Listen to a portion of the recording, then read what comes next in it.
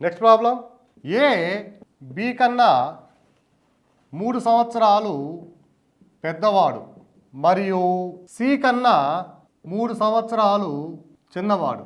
B మరియు deal కవలలు అయిన C D కన్నా ఎన్ని సంవత్సరాలు పెద్దవాడు? ఎన్ని సంవత్సరాలు పెద్దవాడు? ఇక్కడ ఏబిసిడి అనే 4 పిల్లలు ఉన్నారు.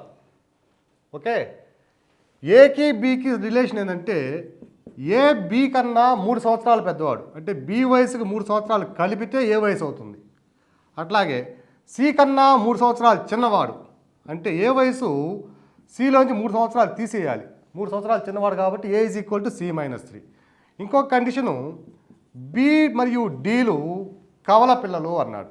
ఓకే, కవలలు అయితే సి డి కన్నా ఎన్ని సంవత్సరాలు పెద్దవాడు అంటున్నాడు. సో ఇక్కడ A is equal to B plus 3, A is equal to C minus 3 రెండు ఏలే కాబట్టి బి ప్లస్ 3 వచ్చి సి మైనస్ 3 సమానం అవుతుంది. ఈ రెండింటి నుంచి B plus 3 is equal to C minus 3. మనకి కావాల్సిన రిలేషను సికి డికి రిలేషన్ కావాలి. ఓకే, ఇప్పుడు బిని ఎలిమినేట్ చేయాలి. బిని ఎలిమినేట్ చేయాలంటే బికి డికి ఉన్న సంబంధం ఏమిటంటే వీళ్ళిద్దరు కవల పిల్లలు కాబట్టి వీళ్ళిద్దరు వయసులు సమానం కాబట్టి బి ప్లస్లో డి పెట్టుకోవచ్చు. Therefore D plus 3 is equal to C minus 3. Okay, దీని నుంచి D is equal, C D కన్నా ఎన్ని సంవత్సరాలు పెద్దవాడు, సి ఈజ్ ఈక్వల్ టు ఈ -3 యువతలకు వస్తే +3 అవుతుంది. డి ప్లస్ 3, ఈ -3 కాబట్టి +3. So C is equal to D plus 6. C is equal to D plus 6. So C వయసు డి వయసు కంటే ఎంత ఎక్కువ అంటే 6 సంవత్సరాలు ఎక్కువ. దేర్ఫోర్ సి డి కన్నా 6 సంవత్సరాలు పెద్దవాడు. ఓకే, ఏ బి కన్నా 3 సంవత్సరాలు పెద్దవాడు, అంటే ఏ ఈజ్ ఈక్వల్ టు బి వయసు ప్లస్ 3 సంవత్సరాలు, బి ప్లస్ 3, మరియు సి కన్నా 3 సంవత్సరాలు చిన్నవాడు. అదే ఏ వచ్చి సి వయసు కంటే 3 సంవత్సరాలు తక్కువ కాబట్టి సి మైనస్ 3. ఇంకో కండిషను, బి మరియు డీలు కవల పిల్లలు. సో బి వయసు వచ్చి డి వయసుకు సమానం. A is equal to B plus 3, A is equal to C minus 3 నుంచి మనం ఏం రాసుకోవచ్చు అంటే ఈ రెండింటి నుంచి B plus 3 is equal to C minus 3. So ఇంకో condition, B is equal D కాబట్టి మనకి సికి డికి మధ్య కంపారిజన్ కావాలి కాబట్టి, పోలిక కావాలి కాబట్టి బీలు ఎలిమినేట్ చేసేసి బి ప్లేస్లో డీని రాసుకోవచ్చు. B is equal to D కాబట్టి. So D plus 3 is equal to C minus 3. దీని నుంచి C is equal to D plus 6. So C వయసు ఎంత అంటే డి వయసు ప్లస్ 6 సంవత్సరాలు, అంటే సి వచ్చి డి కన్నా 6 సంవత్సరాలు పెద్దవాడు. నెక్స్ట్ ప్రాబ్లం, కొంతమంది స్నేహితులు పిక్నిక్ వెళ్ళి మొత్తం 96 రూపాయలు ఖర్చు పెట్టేందుకు నిర్ణయించుకున్నారు.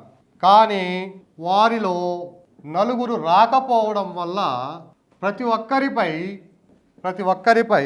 4 రూపాయలు అదనంగా ఖర్చు పడెను. అయినా పిక్నిక్కి వెళ్ళిన వ్యక్తుల సంఖ్య ఎంత? పిక్నిక్కి వెళ్ళిన వ్యక్తుల సంఖ్య ఎంత?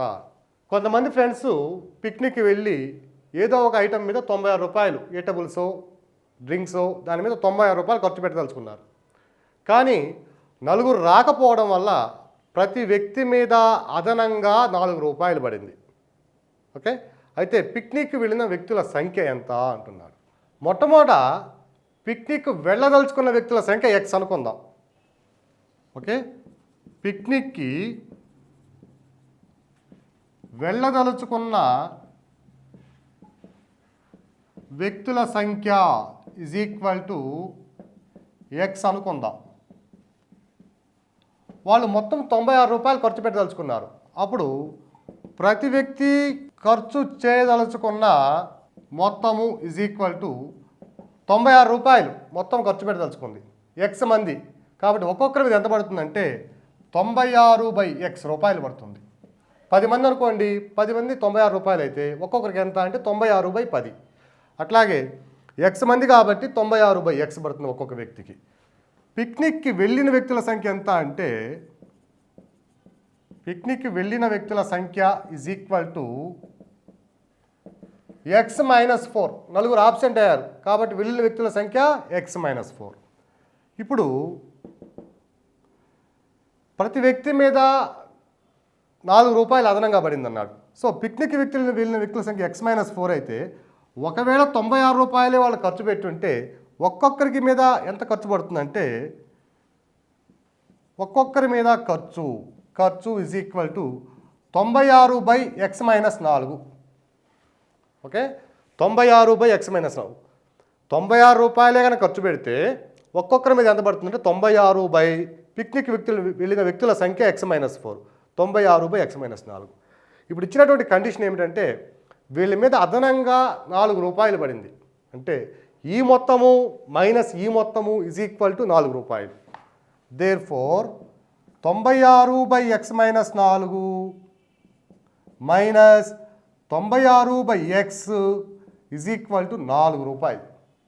ఓకే, నలుగురు రాకపోవడం వల్ల ఒక్కొక్కరి మీద పడిన అదనపు భారం 4 రూపాయలు. అంటే వెళ్ళిన వ్యక్తి ఖర్చు పెట్టింది ఇంత 96 రూపాయలు అయితే అదే 96 రూపాయలకి x మంది పోయింటే ఖర్చు పెట్టింది మొత్తం ఇంత.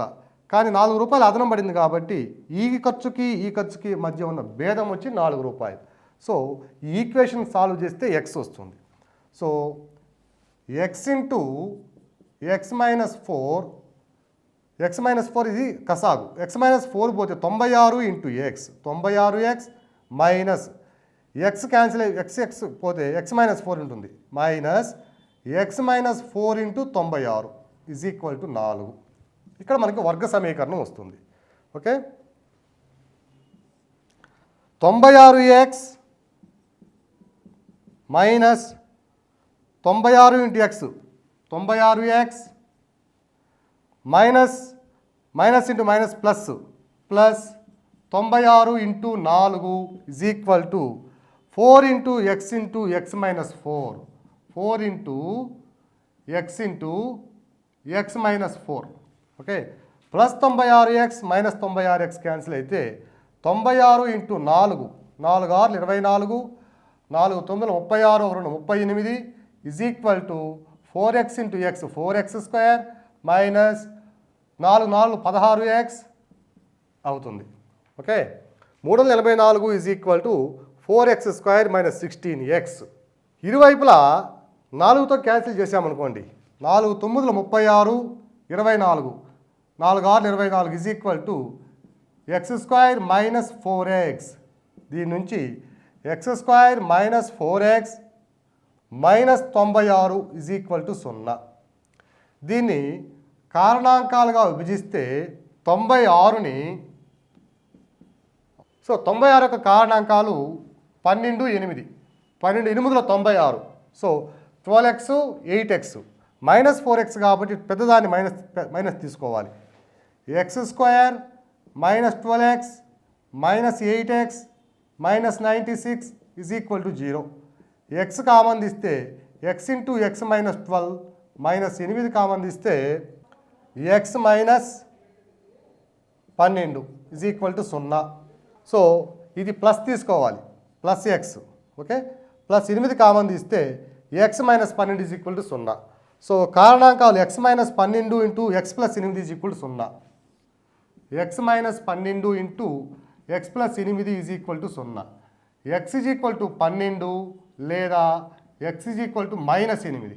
వ్యక్తుల సంఖ్య ఎప్పుడు మైనస్ కాదు కాబట్టి x is equal to 12. So x అంటే ఏమంటే పిక్నిక్కి వెళ్ళదలుచుకున్న వ్యక్తుల సంఖ్య x, మనకి వెళ్ళిన వ్యక్తుల సంఖ్య కావాలి కాబట్టి x minus 4 is equal to 12 minus 4 is equal to 8. So పిక్నిక్కి వెళ్ళిన వ్యక్తుల సంఖ్య ఈజ్ ఈక్వల్ టు 8. ఇక్కడ ఏం లేదండి, పిక్నిక్కి వెళ్ళదలుచుకున్న వాళ్ళు x అయితే ప్రతి వ్యక్తి చేసే ఖర్చు ఎంతంటే మొత్తం 96/x. అదే పిక్నిక్కి వెళ్ళిన వ్యక్తుల సంఖ్య 4 తగ్గిపోయారు కాబట్టి x మైనస్ 4 అయింది. ఇప్పుడు 96 రూపాయలు ఖర్చు పెడితే వాళ్ళకి ఒక్కొక్కరి మీద పడే ఖర్చు x మైనస్ 4. కానీ వీళ్ళ మీద 4 రూపాయలు అదనంగా పడింది కాబట్టి ఇది మైనస్ ఇది 96/x మైనస్ 4 మైనస్ 96/x వచ్చి దీని విలువ ఎంత అని చెప్పాడంటే 4 రూపాయలు అదనంగా అన్నాడు కాబట్టి ఆ భేదం అవుతుంది. So 96/x minus 4 minus 96/x 4 అయితే ఈక్వేషన్ సాల్వ్ చేస్తే x ఈజ్ ఈక్వల్ టు మనకి 12 మంది వచ్చారు. x ఈజ్ ఈక్వల్ టు 12 అయితే వెళ్ళిన వ్యక్తుల సంఖ్య నలుగురు తక్కువ కాబట్టి 12 - 4 = 8. Next problem. ఒక ఆవులు మరియు మనుషుల సమూహంలో వాటి కాళ్ళ సంఖ్య తలల సంఖ్య రెట్టింపు కన్నా 14 ఎక్కువ అయినా ఆవుల సంఖ్య ఎంత? ఆవుల సంఖ్య ఎంత? ఒక సమూహం ఉంది. ఒక గ్రూప్లో ఆవులు మరియు మనుషులు ఇద్దరు ఉన్నారు. వీళ్ళిద్దరి యొక్క కాళ్ళ సంఖ్య తలల సంఖ్య రెట్టింపు కన్నా 14 ఎక్కువ అంటున్నాడు. ఓకే, ఆవులు వచ్చి ఎక్స్ అనుకుందాం. ఎక్స్ అనుకుంటే ఆవులు ఎక్స్, మనుషులు వై అనుకుందాం. అప్పుడు ఆవులకి మనుషులకి కలిపి మొత్తం కాళ్ళ సంఖ్య = ఆవుకి 4 కాళ్ళు ఉంటాయి కాబట్టి ఒక ఆవుకి 4 కాళ్ళు అయితే ఎక్స్ ఆవులకి 4x కాళ్ళు ఉంటాయి. ప్లస్ మనిషికి 2 కాళ్ళు ఉంటాయి కాబట్టి మనుషుల సంఖ్య y కాబట్టి 2y అవుతుంది. ఒక మనిషికి 2 కాళ్ళు ఉంటే y మనుషులకు 2y కాళ్ళు ఉంటాయి. ఇప్పుడు తలల సంఖ్య ఆవుకైనా మనిషికైనా ఒకే తల ఉంటుంది కాబట్టి ఎక్స్ ఆవులు అంటే ఎక్స్ తలలు, వై మనుషులు అంటే వై తలలు. నెక్స్ట్ కండిషన్ ఏంటంటే కాళ్ళ సంఖ్య తలల సంఖ్య రెట్టింపు కన్నా 14 ఎక్కువ. సో కాళ్ళ సంఖ్య వచ్చి 4x + 2y వచ్చి తలల సంఖ్య రెట్టింపు అంటే 2 × x + y, ది రెట్టింపు కన్నా 14 ఎక్కువ ప్లస్ 14. కాళ్ళ సంఖ్య తలల సంఖ్య రెట్టింపు కన్నా 14 ఎక్కువ. Therefore 4x + 2y = 2x + 2y + 14. Okay, so ఈ 2y క్యాన్సిల్ అవుతాయి. 4x మైనస్ యువతలకు వస్తే 4x - 2x = 14. 2x = 14 అయితే x = 14/2 = 7. మనకు కావాల్సింది ఆవుల సంఖ్య కాబట్టి x = 7. దేర్ఫోర్ ఆవుల సంఖ్య = 7. Next problem. 50 కోళ్ళు, 45 మేకలు మరియు 8 ఆవుల సమూహానికి కొంతమంది కాపలాదారులు గలరు. ఆ సమూహంలోని మొత్తం కాళ్ళ సంఖ్య తలల సంఖ్య కన్నా 224 ఎక్కువ అయినా కాపలాదారుల సంఖ్య ఎంత? ఒక సమూహం ఉన్నది. దాంట్లో 50 కోళ్ళు ఉన్నాయి, 45 మేకలు ఉన్నాయి, 8 ఆవులు ఉన్నాయి. వీటన్నిటికీ కాపలాగా కొంతమంది కాపలాదారులు ఉన్నారు. ఈ కాపలాదారులు, కోళ్ళు, మేకలు, ఆవులు కలిపి ఈ సమూహంలో మొత్తం కాళ్ళ సంఖ్య తలల సంఖ్య కన్నా 224 ఎక్కువ అంటున్నాడు. అయితే కాపలాదారుల సంఖ్య ఎంత అంటున్నాడు. కాపలాదారుల సంఖ్య x అనుకుందాం. కాపలాదారుల సంఖ్య తెలియదు కాబట్టి x అనుకుందాం. అప్పుడు మొత్తము కాళ్ళ సంఖ్య ఎంత అవుతుందంటే 50 కోళ్ళు ఉన్నాయి, కోడికి 2 కాళ్ళు ఉంటాయి. సో మొత్తం కోళ్ళ వచ్చి 50 × 2 ప్లస్ 45 మేకలు, ఒక్కొక్క మేకకి 4 కాళ్ళు, 45 × 4.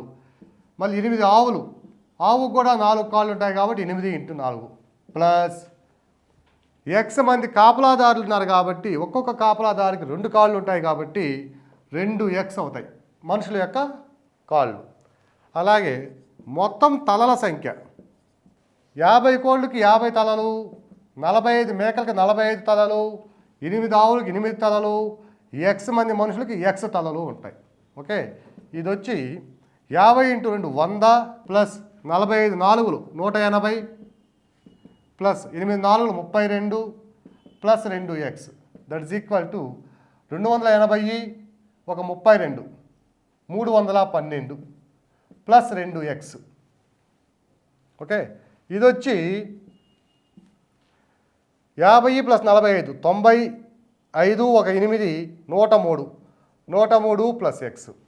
నెక్స్ట్ కండిషన్ వచ్చి మొత్తం కాళ్ళ సంఖ్య తలల సంఖ్య కన్నా 224 ఎక్కువ అన్నాడు.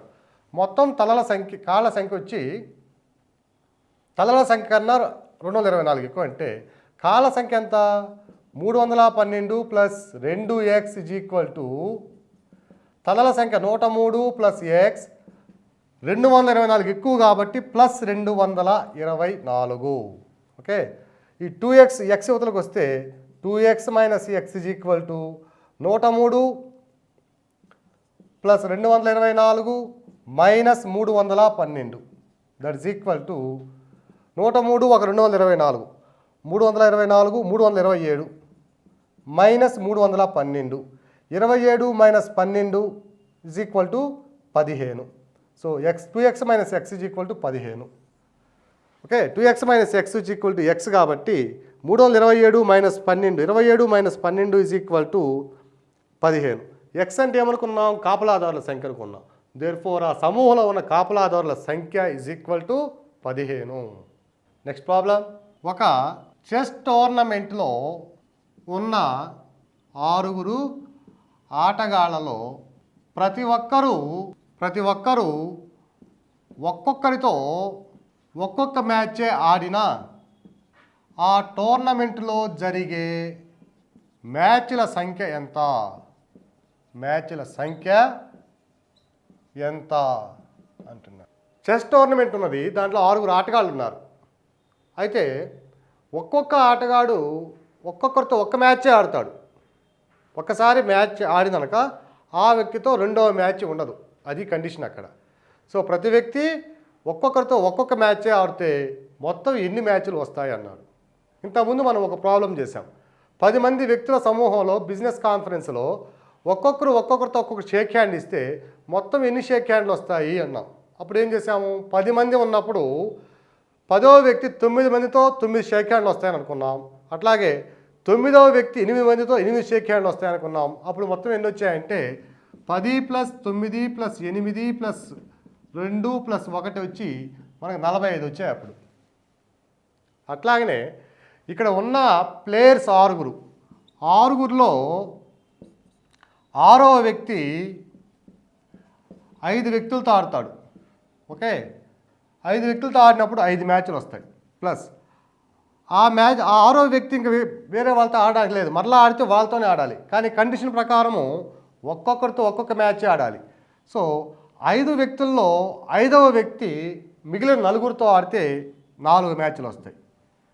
4వ వ్యక్తి అయిపోయాడు, 5వ వ్యక్తి అయిపోయాడు. 4వ వ్యక్తి 3తో 3 మ్యాచ్లు, 3వ వ్యక్తి 2తో 2 మ్యాచ్లు, 2వ వ్యక్తి మిగిలిన వ్యక్తితో 1 match. So 5 plus 4 plus 3 plus 2 plus 1 9 3 12 2 14 1 15 మ్యాచ్లు వస్తాయి. దీనికే షార్ట్ కట్ చెప్పుకున్నాం మనం. షార్ట్ కట్ ఏమంటే n into n minus 1/2. n ఎంతమంది? 6. 6 ఇంటూ 6 మైనస్ 1/2. So 6 into 5/2. 2 1 2 3 3 5 15 మ్యాచ్లు వస్తాయి. సో ఆ టోర్నమెంట్లో జరిగే మ్యాచ్ల సంఖ్య is equal to 15. Next problem. John అనే వ్యక్తి ఫిబ్రవరి నెలలో మొదటి రోజు 5 రూపాయలు, రెండవ రోజు 10 రూపాయలు, మూడవ రోజు 15 రూపాయలు నెల మొత్తము పొదుపు చేశాడు.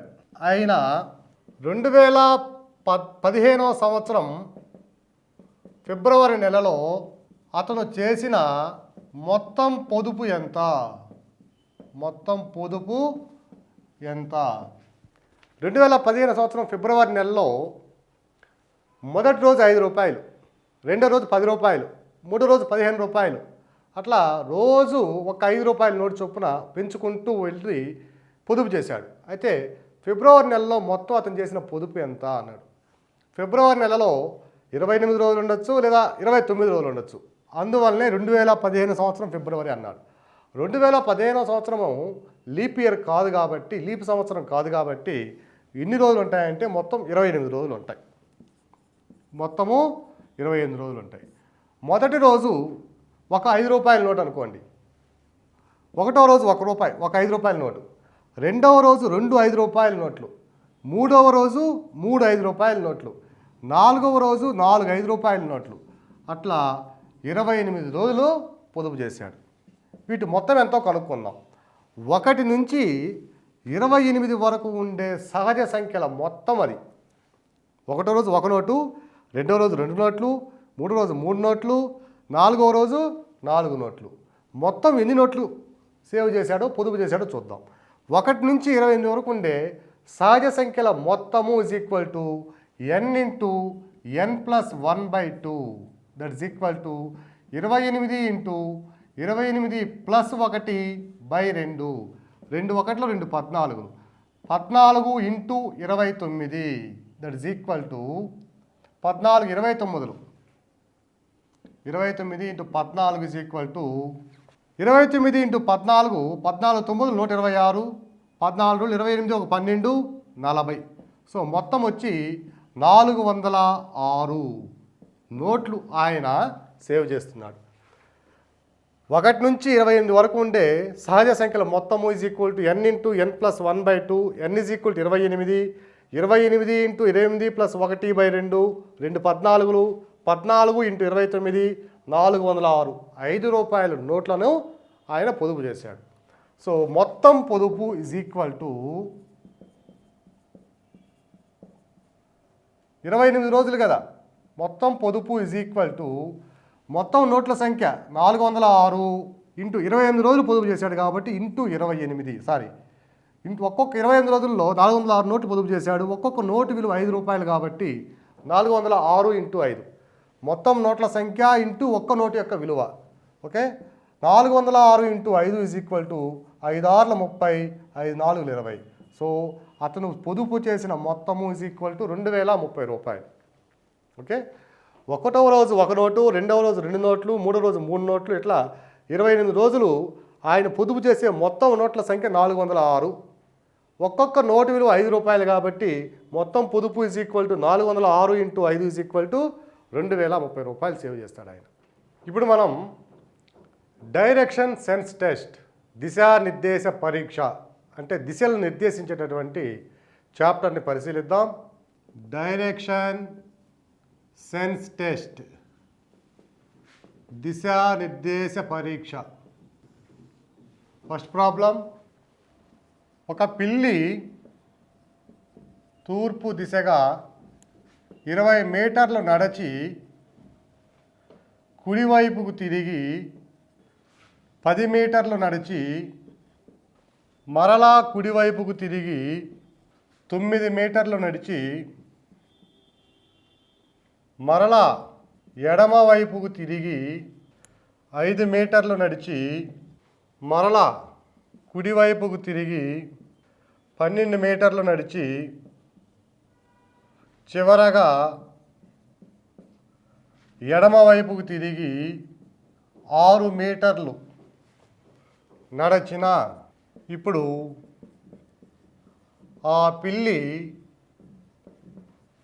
ఏ దిశలో కలదు? ఏ దిశలో కలదు? ఆప్షన్ ఏ తూర్పు, బి పడమర, సి ఉత్తరం, డి దక్షిణం. ఒక పిల్లి తూర్పు దిశగా 20 మీటర్లు నడిచింది, మరలా కుడివైపు తిరిగింది అంటున్నాడు, ఎడమ వైపు తిరిగింది అంటున్నాడు. దానికంటే ముందు దిక్కులు మలుచుకోవాలి మనము. ఇది ఉత్తరము, ఇది దక్షిణము, నార్తు సౌత్, ఇది ఈస్టు, ఇది వెస్ట్. ఇక్కడ తూర్పు దిశ ఇది, దక్షిణము ఉత్తరము, దక్షిణము, తూర్పు, పడమర దిశలు ఇవి. ఓకే, ఒక పిల్లి ముందు తూర్పు దిశగా నడిచింది, 20 మీటర్లు నడిచింది. తర్వాత కుడివైపుకు తిరిగింది, కుడివైపు అంటే ఇది 10 మీటర్లు నడిచింది. మరలా కుడివైపుకు తిరిగింది, మరలా 9 మీటర్లు నడిచింది. మరలా ఎడమ వైపుకు తిరిగింది, ఎడమ వైపు అంటే కిందకి, ఎడమ వైపుకు తిరిగి 5 మీటర్లు నడిచింది. ఓకే, तर ఇప్పుడు మరలా కుడివైపుకు తిరిగింది, కుడి అంటే మరలా ఇట్లు కుడివైపుకు తిరిగి 12 మీటర్లు నడిచింది. ఓకే, 12 మీటర్లు నడిచినాక చివరగా ఎడమ వైపు తిరిగి 6 మీటర్లు నడిచింది. ఇట్లా కుడివైపు ఎడమ వైపు అంటే మనం ఆ దిశలోనే వెళ్తున్నాలి. తూర్పు దిశగా వెళ్తున్నామంటే ఈ దిశలో వెళ్ళాలి. మనకి ఎడమ వైపు అంటే ఇది అవుతుంది, కుడివైపు అంటే ఇది అవుతుంది. మరలా ఇట్లా వచ్చినప్పుడు మనకి ఎడమ వైపు అది, కుడివైపు ఇది. సో మనం ఈ దిశానిర్దేశంలో మనము ఏ వ్యక్తి అయినా కానీ, లేదంటే పిల్లి కానీ, ఎవరినైనా ఇవ్వండి, ఒక వాహనం కానీ ఏదైనా ఇవ్వండి, ఆ వాహనం కానీ, ఆ జంతువు కానీ, ఆ మనిషి కానీ మనం అనుకోవాలి. మనం అనుకొని ఆ దిశని మనం ఫాలో అవుతూ పోతే చివరికి ఈ పిల్లి ఎక్కడికి వచ్చిందంటే ఇట్లా ఈ దిశలో ఉంది.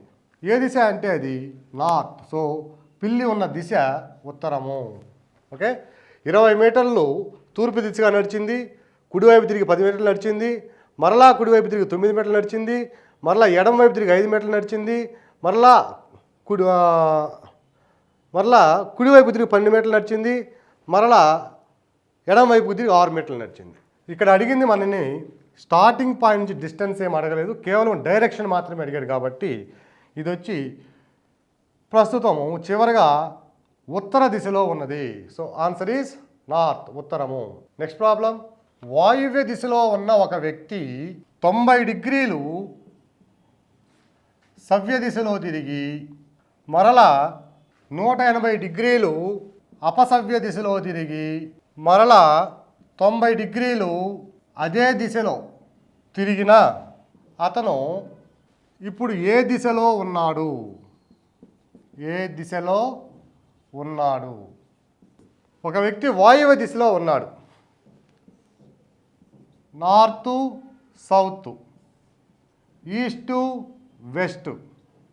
వాయువ్య దిశ అంటే నార్త్ వెస్ట్, ఇది వాయువ్యం. వాయువ్య దిశలో ఉన్న వ్యక్తి 90 డిగ్రీలు సవ్య దిశలో తిరిగాడు. అంటే సవ్య దిశ అంటే క్లాక్ వైజ్ డైరెక్షన్, క్లాక్ తిరిగే డైరెక్షన్. 90 డిగ్రీలు సవ్య దిశలో తిరిగితే అతను ఇప్పుడు ఇక్కడికి వస్తాడు. ఇది స్టార్టింగ్ పాయింట్ ఏ అనుకుంటే, ఇక్కడ బి అనుకుంటే 90 డిగ్రీలు తిరిగాడు.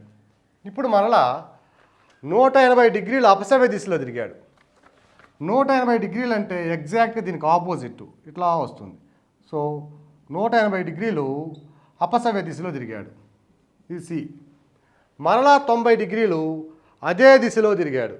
మరలా 90 డిగ్రీలు అదే దిశ అంటే అపసవ్య దిశలోనే తిరిగాడు. 90 డిగ్రీలు అంటే ఇది 45, ఇది 45. నెక్స్ట్ పాయింట్ డి, ఇక్కడికి వచ్చాడు. అయితే ఇప్పుడు అతను ఏ దిశలో ఉన్నాడు? ఏ దిశలో ఉన్నాడు? ప్రస్తుతం అతని దిశ వచ్చి, ప్రస్తుతం అతని దిశ సౌత్ ఈస్ట్. South east.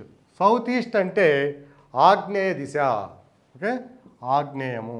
ప్రస్తుతం అతను ఏ దిశలో ఉన్నాడంటే ఆగ్నేయంలో ఉన్నాడు. నెక్స్ట్ ప్రాబ్లం, నీవు ఉత్తర దిశగా వెళ్ళి కొంత దూరము నడిచి మరలా కుడివైపుకు తిరిగి కొంత దూరము నడిచి మరలా ఎడమ వైపుకు తిరిగిన నీవు ఏ దిశలో ఉండెదవు? ఏ దిశలో ఉండెదవు? ఉత్తర దిశగా వెళ్ళమన్నాడు. ఉత్తరం అంటే ఇది. ఓకే, ఉత్తర దిశగా వెళ్ళి కొంత దూరం నడిచి కుడివైపుకి తిరగమన్నాడు. కుడివైపుకి తిరిగి కొంత దూరం నడిచి మరలా కొంత దూరం నడిచి మరలా ఎడమ వైపుకు తిరిగినా ఏ దిశలో ఉండదు అంటే ఉత్తర దిశలో ఉంటాం. ఏ దిశ? ఉత్తర దిశ. నెక్స్ట్ ప్రాబ్లం, ఒక వ్యక్తి తూర్పు దిశగా 6 కిలోమీటర్లు నడిచి మరలా దక్షిణ దిశ వైపు తిరిగి 2 కిలోమీటర్లు నడిచాడు. ఇప్పుడు తూర్పు దిశ వైపు తిరిగి 2 కిలోమీటర్లు నడిచి మరలా ఉత్తరం వైపు తిరిగి 8 కిలోమీటర్లు నడిచాడు. అయినా అతను ప్రారంభ స్థానం నుంచి ఎంత దూరంలో ఉన్నాడు? ఎంత దూరంలో ఉన్నాడు? ఒక వ్యక్తి తూర్పు దిశగా నడిచాడు. ముందర ఒక వ్యక్తి తూర్పు దిశగా 6 కిలోమీటర్లు నడిచాడు. మరలా దక్షిణం వైపు తిరిగాడు, 2 కిలోమీటర్లు నడిచాడు.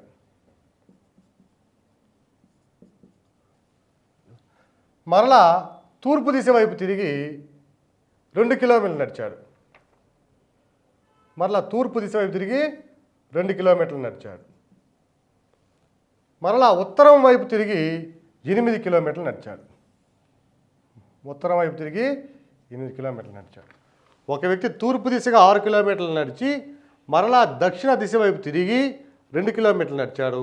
మరలా తూర్పు దిశ వైపు తిరిగి 2 కిలోమీటర్లు నడిచాడు. మరలా ఉత్తరం వైపు తిరిగి 8 కిలోమీటర్లు నడిచాడు. అయితే ఇప్పుడు అతను ప్రారంభ స్థానం నుంచి ఎంత దూరంలో ఉన్నాడు? ప్రారంభ స్థానం ఏదంటే ఇది. ఇక్కడి నుంచి అతను ఎంత దూరంలో ఉన్నాడు? ఓకే, ఇది చూసామంటే ఒక లంబకోణ త్రిభుజం అవుతుంది. లంబకోణ త్రిభుజం అవుతుంది. ABC. లంబకోణ త్రిభుజంలో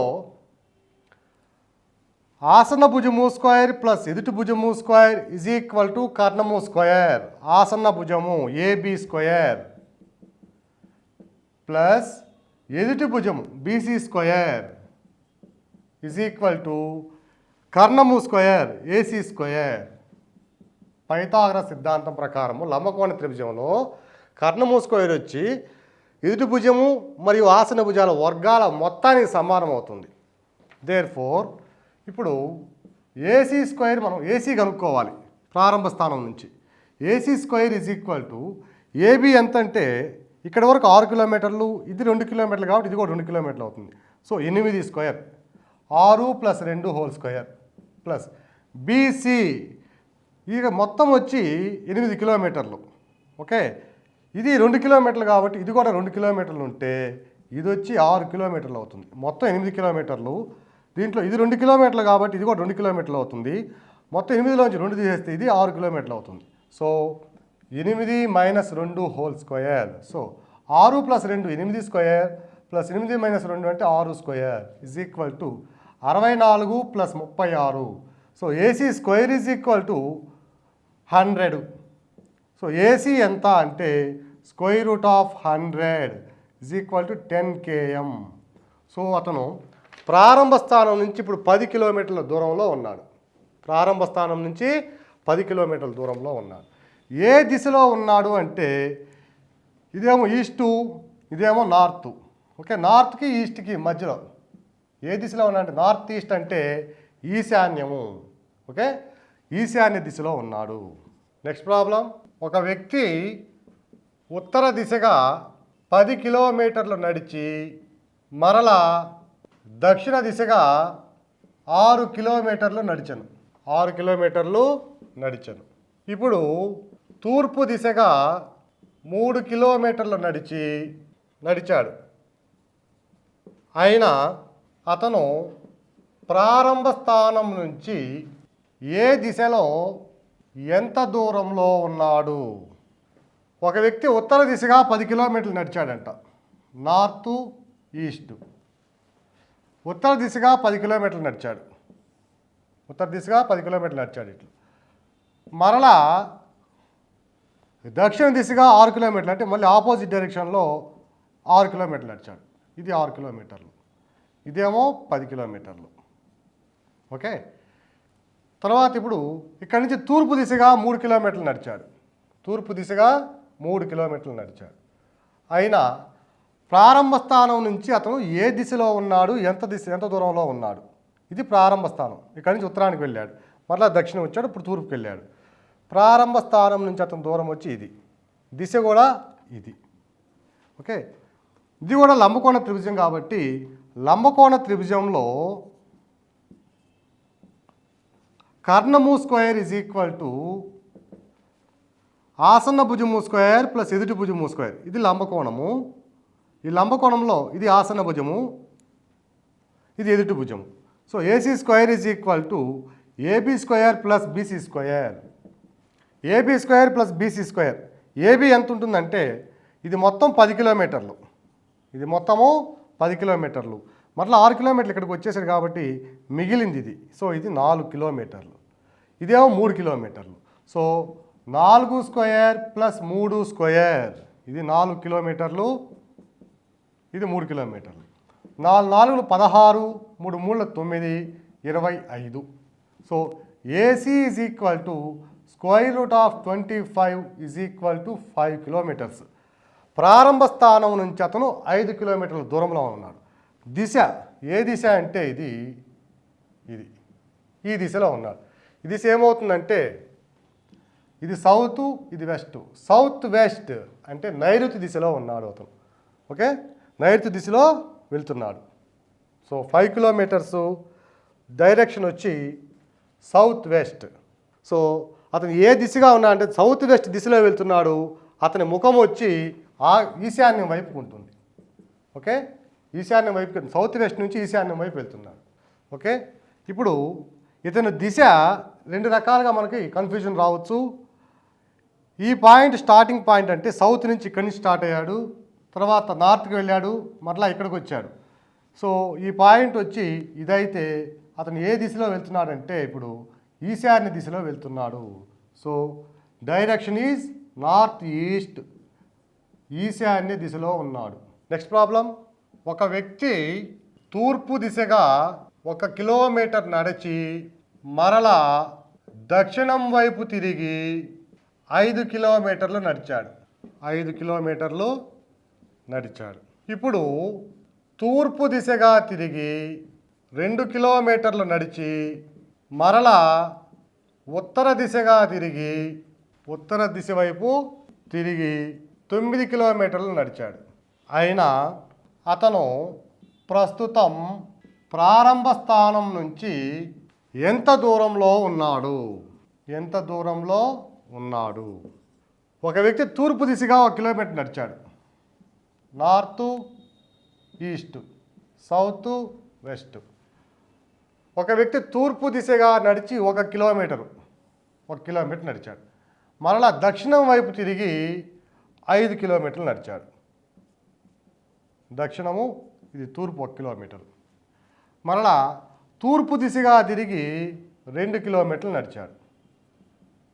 2 కిలోమీటర్లు నడిచి మరలా ఉత్తర దిశ వైపు తిరిగి ఈ విధంగా 9 కిలోమీటర్లు నడిచాడు. అయితే ప్రారంభ స్థానం నుంచి ఎంత దూరంలో ఉన్నాడు అంటే ఇది ప్రారంభ స్థానం, ఇక్కడ నుంచి డిస్టెన్స్ ఎంత అంటున్నాడు.